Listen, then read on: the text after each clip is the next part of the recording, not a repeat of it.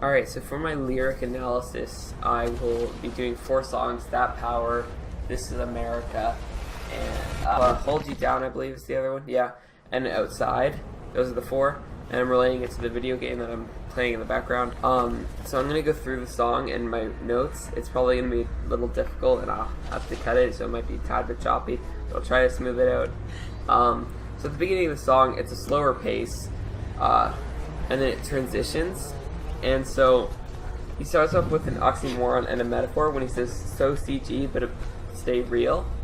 And that oxymoron and a metaphor, basically it's showing that like people will be acting fake. And you can see that it's fake, but they believe it's real. Other people believe it's real when it shouldn't be. So it's like they put up such a facade that others believe it, and that can relate to his messages of like the mistreatment of blacks and stuff like that. And so later on, there's a metaphor saying rappers used to laugh like I tripped and fell, so people make fun of him. In another song he says, I used to get more laughs when I was laughed at. So it's saying he's made fun of, as well as his name, Childish Gambino.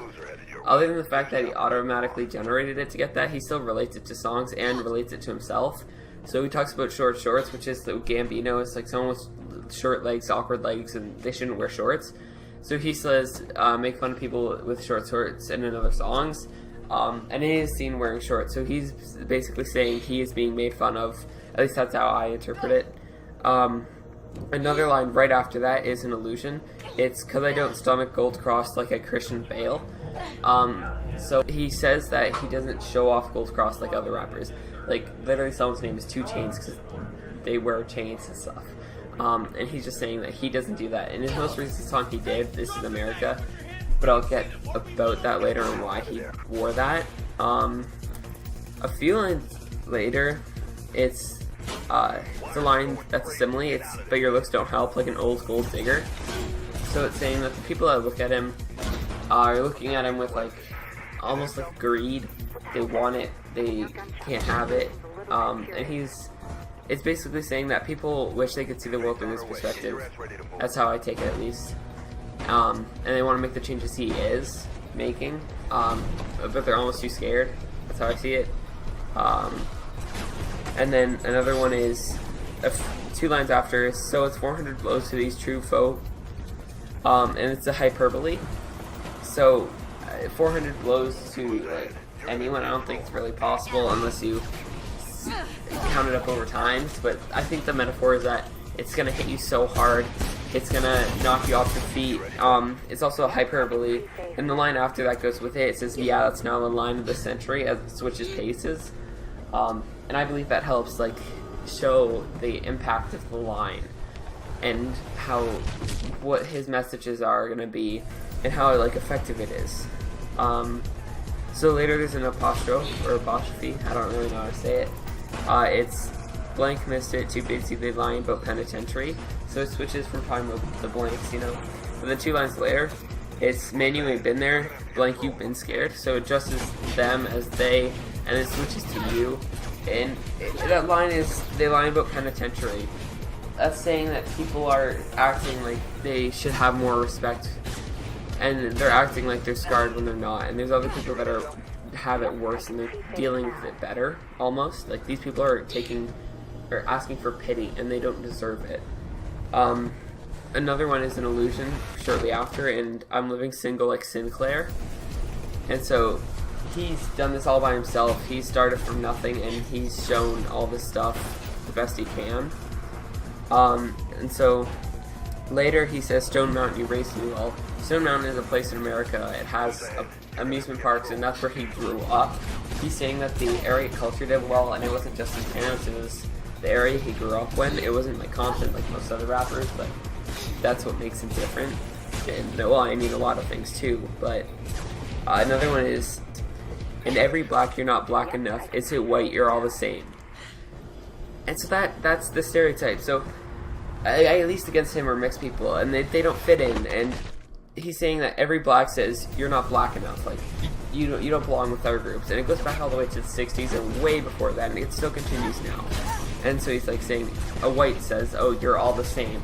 And he relates that to other songs where he said, "We all look the same to the cops, ain't that good enough?" And that's a really like powerful line, and he should have said that's the line of the century, honestly, because with all the recent history with the blacks getting shot up by police because supposedly they all look the same, they're all criminals. It's just a big stereotype. And then later he says, "Food like rap snitch knishes," which is an allusion to a song. But the line after that's the most important. It's because it's Oreos, Twinkies, coconuts, delicious. And Oreos is black on the outside, white on the inside. Twinkies, same thing. It's covered in chocolate. It's a white filling on the inside. Coconuts, the brownish outside with the white on the inside. It's all saying that he's saying that's delicious because that's the food that's delicious. His opinion, but he's just showing that they're different. All those things are different, but they all have the same color scheme, and they're all treated, not those, but the people are treated all similar when they are different in many different ways. And so another line is, "Got flow, I can make a cripple crip walk," which is an oxymoron and a metaphor. So a cripple can't walk. That's basically what a cripple is. So they're both metaphors. The next line is, "Blank breath stank, all they do is blank talk."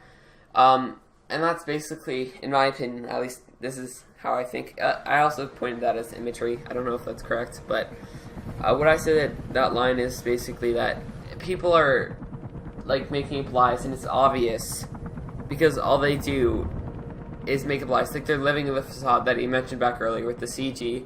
And I don't know if I said that right. I'm kind of just going off this in my head. But it's just everyone's living a facade, and that's because all they do is lie, and they don't know who they really are. And they've lost themselves almost. So later he says, "Maybe if he bombs, he'll quit and keep acting and save paper like your aunt does with McDonald's napkins." So that's a simile and an apostrophe. So another line right after he said, "How did it happen? Honesty did it." So that's a rhetorical question. So it's like, how did everything happen? And how did the world start crumbling apart? It's because honesty. It's after all the lies, the honesty, it's making everything fall apart. You don't know if it's honest, you don't know what's not, and it's hard to judge. And later, it's a bunch of lines, but it's a death theme almost. So he says, "See all my competition at the bodies exhibit. Yeah, I bodied them limits, and I get at them fakers. Whether you hate it, cremated them haters. So my studio be a funeral." 2 lines later it says, "Oh yeah, I'm killing you." So there's a big line and a bunch of lines of like a death theme almost. Like the lines, he's killing the stereotypes, he's killing all the fake things out there. And that's how at least my interpretation. And later he says a weird line. It's "Man, I'm hove" if the O was an I instead. And so if you replace that, it's HIV, which is the disease. And so I think personally it's because he'll stick with you. His lines will stick to you. You can't get rid of them. And maybe another thing is because HIV, it can be treated before it becomes AIDS. And the problems in the world that he's saying can be treated. It's not too late. It'll leave scars. It'll be difficult, but it's possible. And then after it goes to the monologue, and that's just a lot. That has a bunch of imagery. It also has an anecdote. It's very metaphorical. It's about an experience when he was younger. And at the end he says, "You may think I got on that bus and got off an adult because of the experience that he had." But he says he got on that bus and he never got off. He's still on that bus. He's still wrapped up in that moment. Everyone thinks they're going further in life, but he's just staying there. And I can also relate that to the game later on, which I'll talk about later. The overall idea is self-confidence, and it's called That Power because it's about the power within. It's about standing up. That's what I got from the song. And so overall, the literary devices when allusion, anecdote, apostrophe, hyperbole, metaphor, oxymoron, simile, and rhetorical questions. So the tone of the singer. So he starts off slower at the beginning, and then there's a transition, and he goes he sounds almost distant. And he sounds extremely serious, and then it picks up the pace when he says, "Yeah, that's the line of the century," and he has so much sincerity when he says it. Like, you can hear just his heart in his voice, like how much passion he put into the song. And if you want to listen to parts of the song, I just gotta warn you about the profanity. I mean, as you see, I'm blurring a bunch out. And so he's just singing with meaning. He's relating to his past, especially with the monologue later on. And then he says parts from like other perspectives, almost, about like stereotypes and stuff like that. And then he slows down towards the chorus, and the chorus is kind of like a slower. And then the verse after that, it's almost like more passion, more intensity, and it's a little faster. And then it slows down at the chorus, but there's one word, and it's gonna sound really weird. It's just the word UH.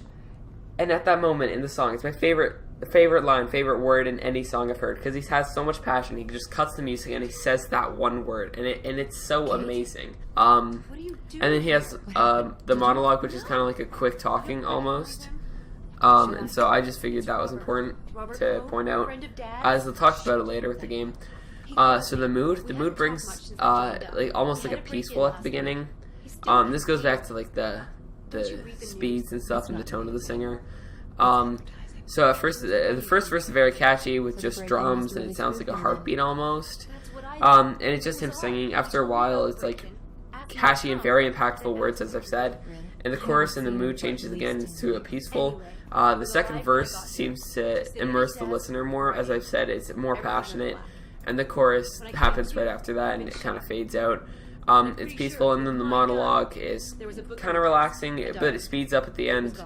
The background is just kind of like a little, almost maraca and violin. That's what I'm hearing.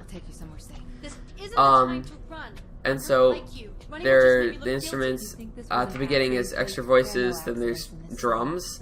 Then it switches to voice, drums, clapping, and I think maracas. And so there's drumming and clapping, and so that's basically it. But then there's a piano later on,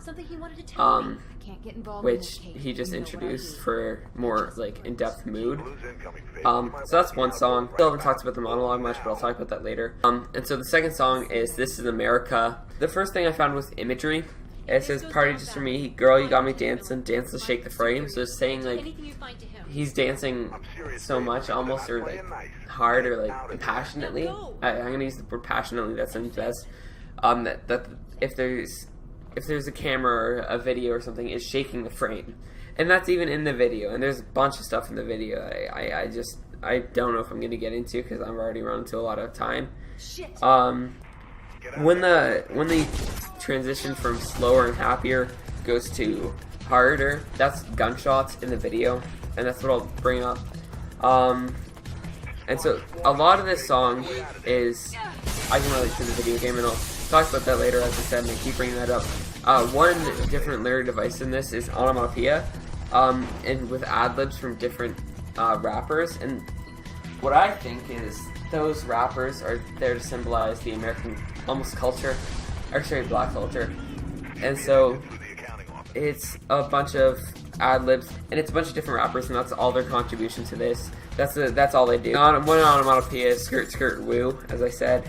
And then so later in that verse, he sounds different, in my opinion. And then there's another gunshot, but it's where he mows down 10 choir singers in the video, and he plays some guy runs into the frame, similar as last time, but I never mentioned up, and they have a red cloth, and they take the gun while the bodies are just left there or dragged away. The bodies are treated worse than the guns are, and the guns are treated better. And so that symbolizes like how America's treating things, how America is dealing with situations almost. And that is another reference to Columbine. I believe I said that right. I think it's like opera shooting, and where 9 of them were dead, but in the video I counted 10. That just really annoys me. There's no purpose. And so later he says that this is a celly, that's a tool on my codec, blue, black. Yo, oh, know that? So that has a double meaning. So what I mean is like it has two different things that I can find about. And so, well, a cell phone, it's a tool. It's a tool to document the abuse and misuse of power in America. And codec is one of the phones. Or it could mean like a cell, like celly as in like a cell. It's just a tool to basically hold the blacks. I guess that makes sense. it's like a place just to put them all in one place. That's why, like, when on my codec in brackets, an ablum is blue black, not just showing the color of the phone, but the people that would be in the cells, if it was that meaning. A few lines before I missed it, it says, "I'm on Gucci, I'm so pretty." It's Americans and people everywhere have the view that if you have this really expensive stuff, this designer stuff, no matter if it's good looking, everyone thinks they're pretty. They should fit in, and they're gonna, after he says, "I'm gonna get it," like, he's gonna get friends, he's gonna be popular, just because he has this stuff. Later he says, "Hunted band, hunted band, hunted band." That's another song, so it's another illusion. And so afterward he says, "Contraband, contraband, contraband, contraband. I got the plugin Woaka." I don't know how to say that. And that's the drug capital of Mexico, supposedly, as I looked it up. And I did some more research. And so apparently he's saying, especially after he says stuff that implies that he has someone in Oaxaca that could beat him up. And I think this is more metaphorical, or not metaphorical almost, but like symbolic, that people will have stuff do them for them. They don't really do stuff themselves. And so after there's a fade out, or like towards the end of the song, afterwards everything, I should have mentioned that, it's a different rapper and actually saying words. And so as it's fading out, they objectify black people. It says, "You just a black man in this world, you just a barcode." So like, people use you, you're not very like, you're like worth something, but people don't realize it, people don't care. And after a few lines after, they say, "You just a big dog, yeah, I kenneled him in the backyard." The first time they use the word dog in the 4 lines, it's with a W, like D-A-W-G, as almost like a rapper. But then they say, "I kenneled him in the backyard," like the blacks are being almost kenneled or fenced in. And so that's what I got from that song. Another thing in the video, he's wearing old army style pants, yellow shoes, and 2 chains. Similar. The chains are supposed to symbolize, at least in my opinion, like modern day rappers as well as slavery bonds. That's why the American pants is because America was divided in half. So on his upper half he's wearing nothing. That's like the primitive ways that America used to live in. I don't know if the sound. I'm sorry if I sounded distant. And so the bottom half is America that took control. The literary devices, just in overall of what they were, is apostrophe, whatever, imagery, metaphor, onomatopoeia, objectifying, and kind of an anecdote. I question mark that because I say most of the songs are anecdotes. I think they all have a short story sometimes in them. So the tone of the singer, so I say it's happy, it switches to rap with the gun. Then his voice changes slightly in that, and then the chorus and the choir, they're happy, it's upbeat, it's like a acoustic guitar, a little bit of maracas, and he's not Mexican, I hear a bit of maracas in the background, I don't know why my mind's going there. And then it switches to rap, and then there's more ad-libs in the end. And then the fade in the end I was talking about is like an electronic almost.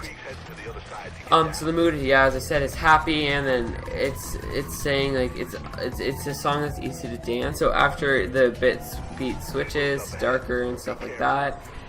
And then like the song part, I'm gonna quickly talk about that. Kind of gives me a chill and almost like a sci-fi thing. I don't know why. So the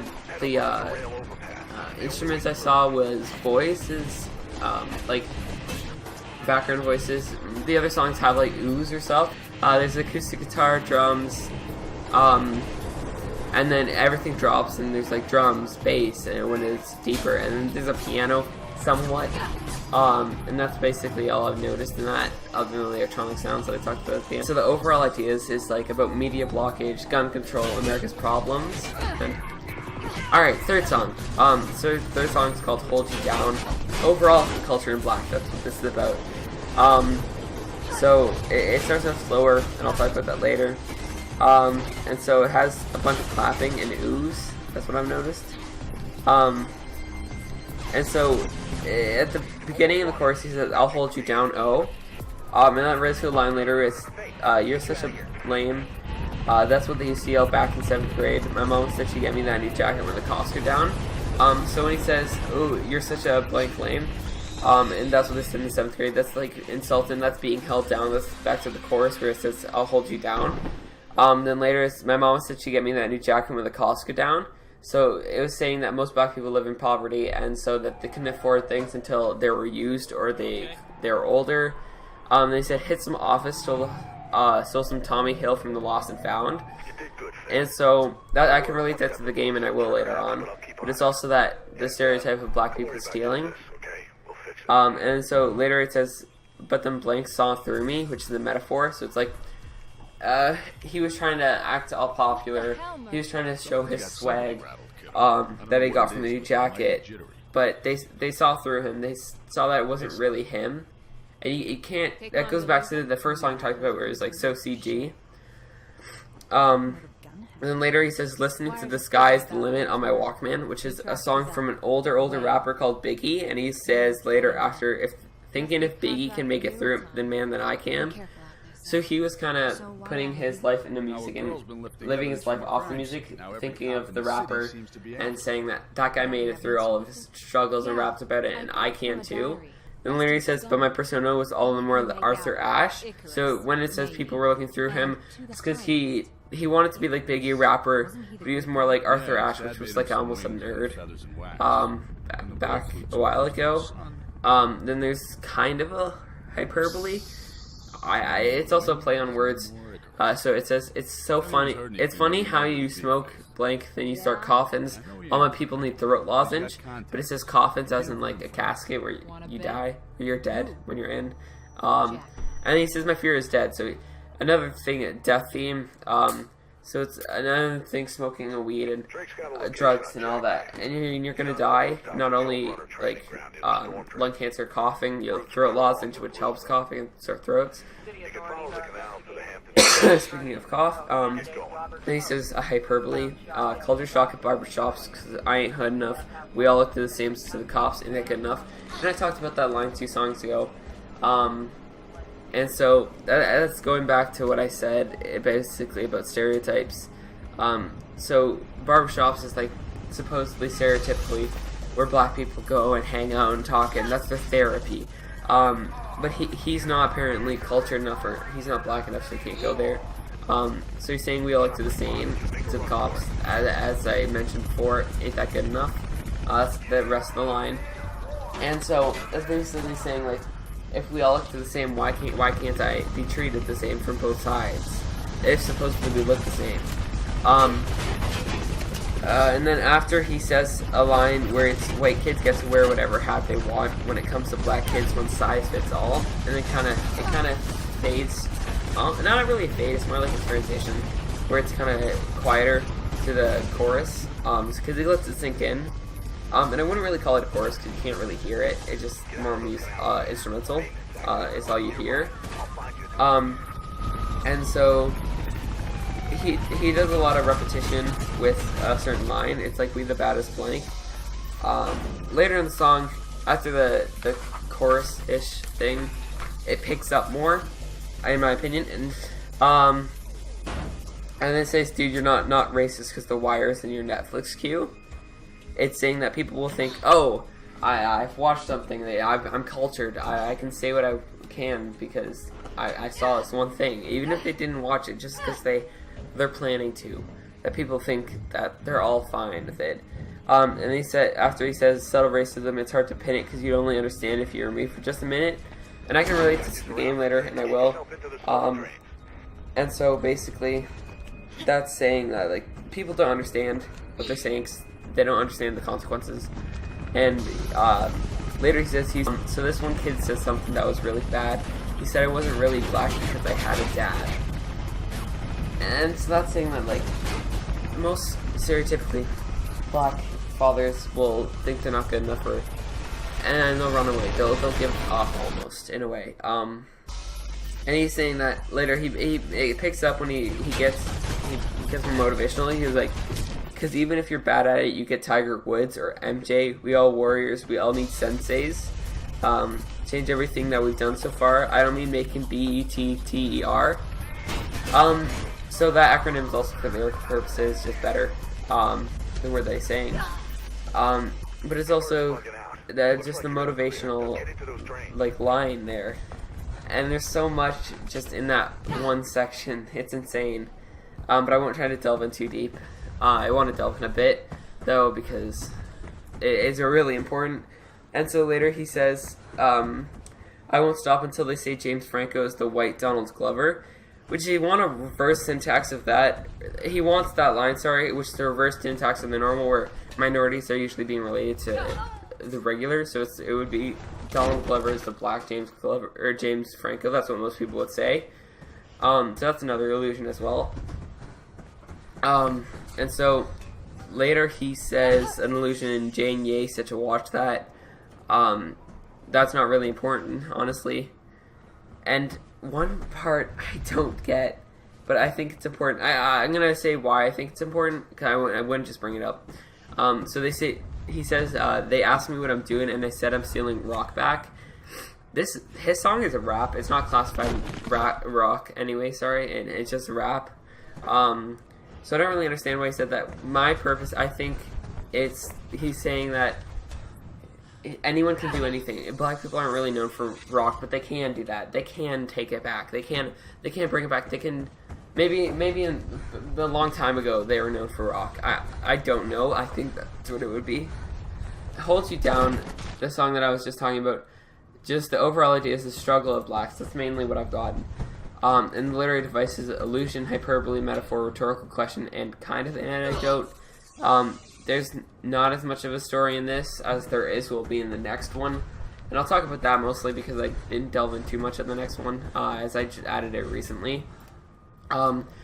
So the tone, mood, and instruments, so it starts off slower, it goes faster, and it sounds like it's pours more into his heart into it. And the second verse, that's when he has more like heart. He keeps all of his songs sounds like he's putting more passion into it, in my opinion.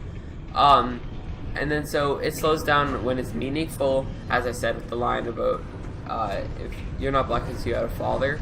And then so it picks up when he's encouraging afterwards. So mostly it's piano clapping, and a violin I noticed, and a bunch of other stuff. Actually, sorry, not a bunch. I said maybe cello or cello, I think. And bass or bass. I don't honestly. I'm gonna say bass. And so after a meaningful line, I said it sounds almost depressed or depressing, because the line is depressing. It shouldn't be said. Like that, the line from the kid that he says shouldn't be said. It shouldn't be something that was said. Like it shouldn't be a reality that we live in. Which is really sad that we do live in that reality. And so the last song, which is, I believe it's Outside by the same author, whatever you want to call him, rapper. And so one of the lines is, I used to wake up in a bed between my mom and aunt, playing with this Land Before Time toy from Pizza Hut. So that's basically saying, he mentions later on, my dad works night putting on stone face, but it's saying for blacks, dads weren't really in their lives when they should be. And he says that through this entire almost anecdote song that his dad would work to put him through school, to get him through life. And he's just saying that he had a dad and it was important, but he doesn't introduce that at first, just to show that, like, almost that people would have a harder time. It says, they all talk in hood, and I don't know what that's about, because hood and black is super different, so I'm talking hood and cooling out like a new edition. So it's similar to like the beginning with the blacks, like this, or the jacket, and they saw through him. So they're all looking one way and acting one way. But he says that hood stuff and black stuff is super different, when most people would think that it's the same. And so he's trying to talk hood stuff, but his mother and dad wouldn't listen. So they left the Bronx, is the next line. They says all their friends at NY deal crack. So he's saying that no matter what, it's not safe for him as a black. And then later he says, it's weird that you think that they would be proud of them. When you leave the hood, they think that you look down on them. The truth is, we still struggle on a different plane. $7 an hour with vultures, it's all the same. So he's basically saying in these lines that when he got out of his old life and when he moved to a better one, his parents almost seemed that would have guessed that he was looking down on them for living as they did, and they felt like they failed him, which is kind of sad. Or it's really sad. I don't know why I said kind of. It's just really sad. And when he says the truth is still struggling on a different plane, so no matter what, blacks are still struggling. That's what he says. And then later he says his overall a little summary is his uncle. He says his uncle on the stuff that got my grandma shook. Drug dealers roughed him up and stole his address book. And then he goes to, so my mama made us sleep with Philip's heads under the pillow. So saying that, like, to protect themselves, the mother would have told him to put literally tools, like, to defend themselves under their pillows, just in case there's a break-in because of the roughness of their life. And so later he's like, she don't want me in a lifestyle like my cousin, so the son of the uncle. And he mad because his father ain't around, so the uncle, as said, was beaten up. That's just another show that the tragedy and difficult of blacks in life. And so the literary devices, it says Pizza Hut, New Edition, Facebook, Mrs. Winters, and Phillips. And so this song's more of an anecdote than most of his songs, except for the first one that has an anecdote at the end. So hyperbole, all their friends in NYDL crack. Not all of them could, unless they didn't have many friends. But I'm just saying, I don't think all of them would. And then imagery, my dad works tonight putting on a stone face. So it's like showing that his dad just powers through it no matter what. And that's the same with a metaphor. It goes the same way as a metaphor. And the rhetorical question is, when he's talking about his cousin says, why are you so blank and lucky? And so everyone struggles differently, as he said earlier in the song. But his cousin doesn't see that. His cousin just sees that his cousin just sees that he has it better, when honestly in some ways he doesn't. And so this overall, the song is the struggles of growing up as a black. So there's an allusion. I say the entire thing's an anecdote. It's a hyperbole, imageries, metaphors, and rhetorical questions. Those are the literary devices. The tone of the singer, it starts off with slow, like, O's, almost. It's like O-H-H-H, stuff like that at the beginning. I don't want to sing it, because I cut out me singing it, I think. I don't know. And so it's meaningful and heartfelt words. It's kind of slow, and it slows down, and then it picks up, but it always stays in, like, almost a slow and encouraging state, where you feel almost entranced. That's how I felt upon listening to the songs about 30 times to get all my information done, as I'm listening to them now, which is weird. Anyway, so it's catchy, but it's also a bit depressing and uplifting at the same time. That's what I said the trance it gives you in. And the instruments I found is people going oh, or like ohing, then piano and a bit of drums, but like far back distance kind of drums.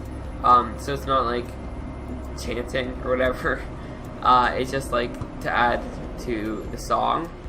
And I heard a bit of violin in the song.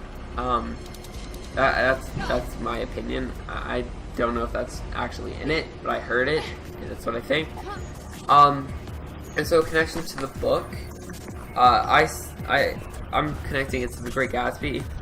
So what I think is the West Egg versus the East Egg is the whites versus the blacks in all of the songs. That's how I'm connecting it.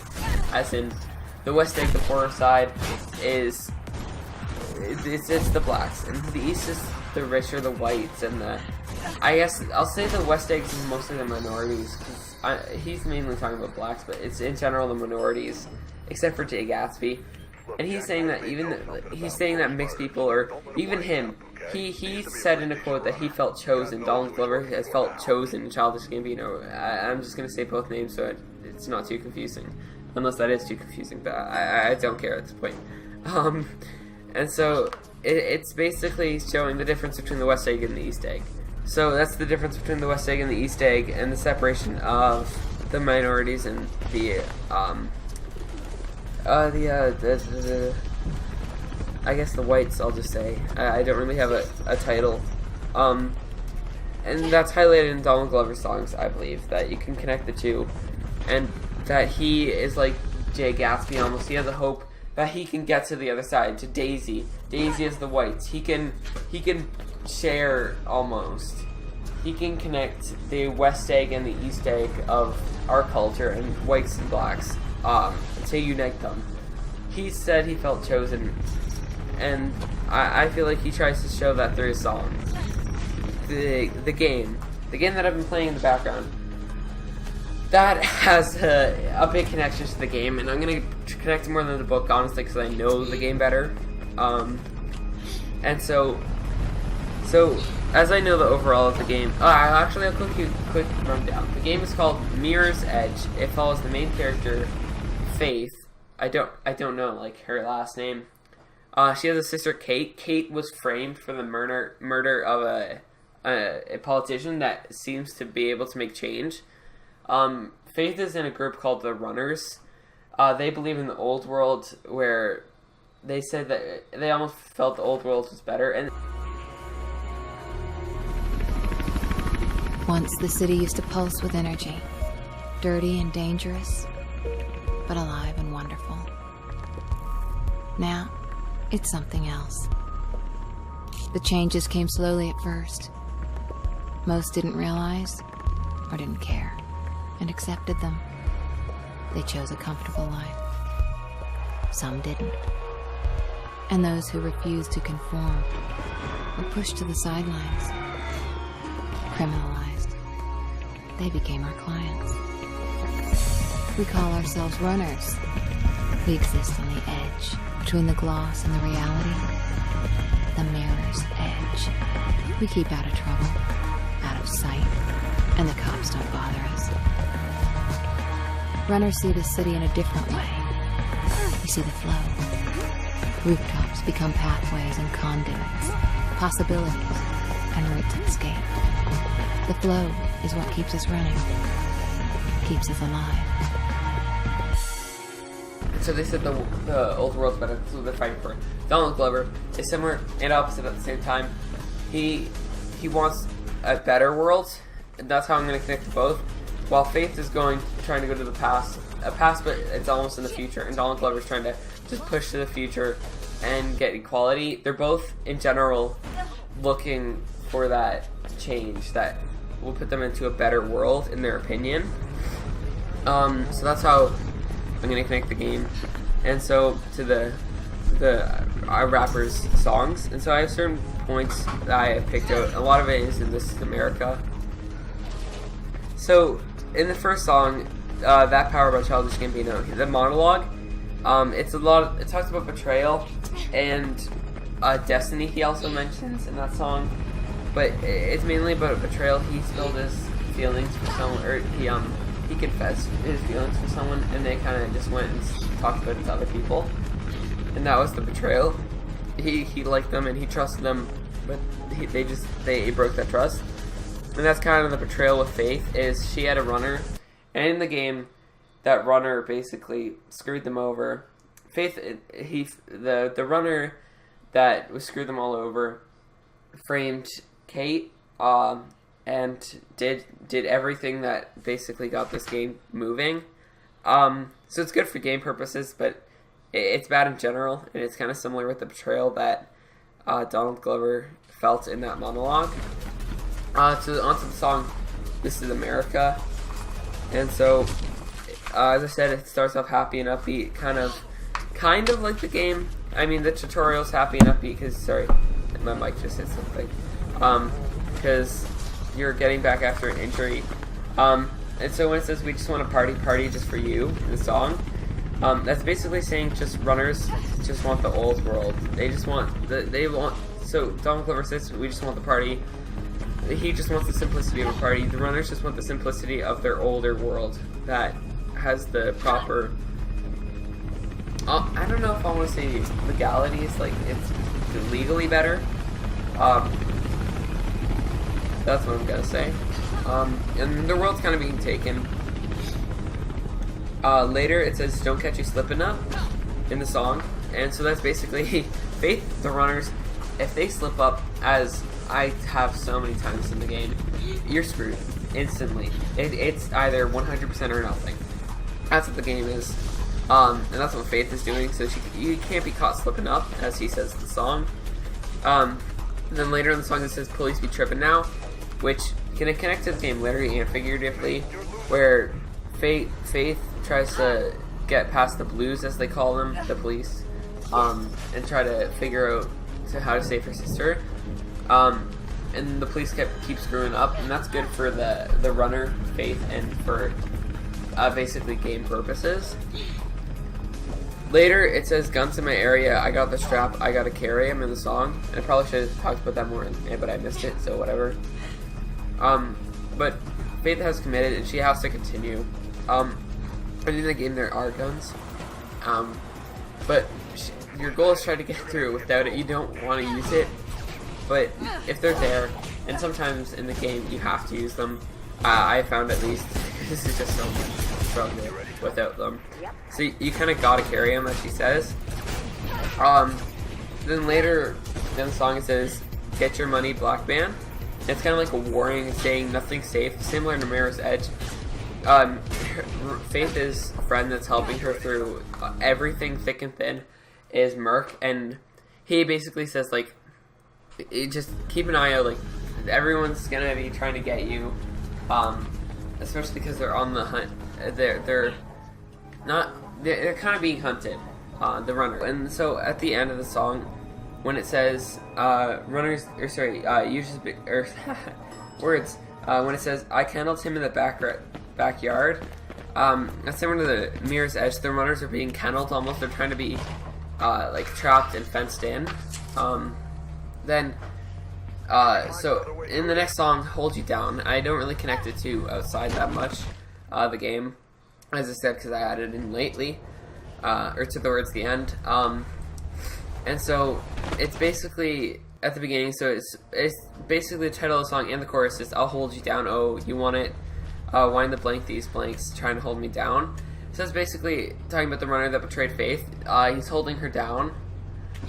She also somewhat thinks the overprotectiveness of Merc is kind of holding her back.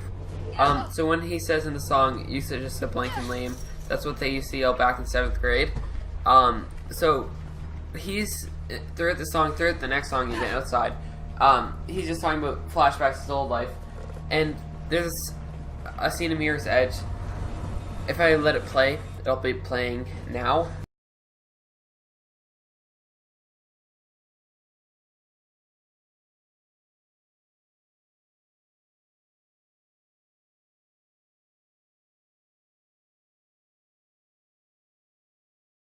But that's basically Faith's backstory, and she was traumatized, and the trauma's not stopping. That's similar to the black people that Donald Glover is talking about. Then later in the song he says, "Thinking if Biggie can make it through it, then man, then I can," and that's similar to Faith. She uses others and the motivation of her sister to continue fighting, basically. And so later it says in the song, "White kids get to wear whatever hat they want. When it comes to black kids, one size fits all." And so that's essentially the free choice of the runners. And it puts them under the term criminals, where if you're ever like everyone else, you're fine. It's basically saying, similar to the hat. So white kids get to wear whatever hat. So if you're the same, it's kind of opposite. It's weird, but like if you're like everyone else in the city in the game, you get to think that you're different, but you're not. You're not making a change. But that's similar to white people. They all, in my opinion, they all seem the same. But that relates to the white kids get to wear whatever hat they want. Versus if you're a runner, you're put under the term criminal. So it's one size. It's just about one term that puts you under. It labels you. I wrote this down as it's Mirror's Edge in a nutshell. The line is they only see you how they want to see you till you make them see you in some other way. So throughout the game that's basically proving Kate's innocent, proving that the runners are good. Everyone thinks they're bad, but you have to prove them different. And so in the song he says subtle racism. It's hard to pin it because you don't really understand if you're me for just a minute. And so that's similar to the game, as in cops would only understand how Faith and the runners feel if they're in that position. And if they knew what Faith knew and the runners knew. So when it says, we all warriors, we all need senseis, Faith's sister is her sensei. It's her warrior. It's her motivation to continue. And so, as I talked in the song, he says, they asked me what I'm doing, I stayed stealing rock back. And that's Faith is trying to restore, well, faith in a way. So she's trying to restore the faith in everything. And so, yeah, that's essentially what I think. And that's my lyric analysis. I think I'm done, so I'll try not to bore you any longer. I believe I've covered everything, though, so thank you for listening. Thank you for wasting, not wasting, thank you for listening to my passionate, in-depth of 4 songs in a game and a book. I really appreciate it, even though this is being marked as for an assignment. This is something I would do on my own time, and I'd have to bore my friends, and I get to bore you with it, so thanks. Yeah.